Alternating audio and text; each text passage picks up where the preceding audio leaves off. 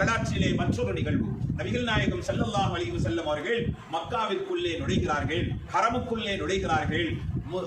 ஹரமுக்குள்ளே நுழைந்த பொழுது அவர்கள் நபி ஸல்லல்லாஹு அலைஹி வஸல்லம் அவர்கள் முல்தஸம் என்று சொல்லக்கூடிய இடத்திற்கு அருகே வந்த பொழுது நபி ஸல்லல்லாஹு அலைஹி வஸல்லம் அவர்கள் தன்னை அறியாமல் அவர்கள் அழுது புலம்பி அவர்களுடைய நெஞ்சத்தில் இருந்து அழுகை வருகிறது.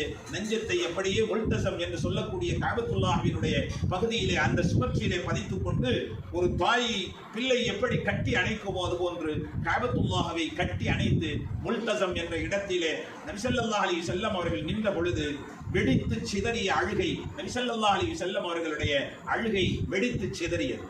உமர் ரலியல்லாஹு தஆலா அவர்கள் கேட்டார்கள், யா ரசூலுல்லாஹ், மக்காவிற்குள்ளே நுழைந்தீர்கள், ஹரமுக்குள்ளே நுழைந்தீர்கள், நீங்கள் அழவில்லை, இதோ முல்தஸமிலே இவ்வளவு அழுகிறீர்களே என்று கேட்ட பொழுது நபிகள் நாயகம் ஸல்லல்லாஹு அலைஹி வஸல்லம் அவர்கள் சொன்னார்கள், இந்த இடத்திலே தான் கண்ணீரை எல்லாம் கொட்ட வேண்டும், கண்ணீரை எல்லாம் கொட்ட வேண்டிய இடம் இதுதான் அப்பா என்பதாக நபி ஸல்லல்லாஹு அலைஹி வஸல்லம் அவர்கள் உதிர்த்த அந்த இடத்திலே ஹாஜிமார்கள் நீங்கள் நிற்கப் போகிறீர்கள், நிற்கிறீர்கள். ஆகவே முல்தஸம் என்ற பகுதி துஆ அல்லாஹ்வால் அங்கீகரிக்கப்படக்கூடிய பகுதிகளிலே ஒன்று என்பதை நினைவில் கொள்ளுங்கள். நபி ஸல்லல்லாஹு அலைஹி வஸல்லம் அவர்கள் அந்த இடத்திலே நின்று கொண்டுதான் தேம்பி தேம்பி அழுதிருக்கிறார்கள். ஹாஜிமார்களே, வாய்ப்புகளை தவறவிடாதீர்கள்.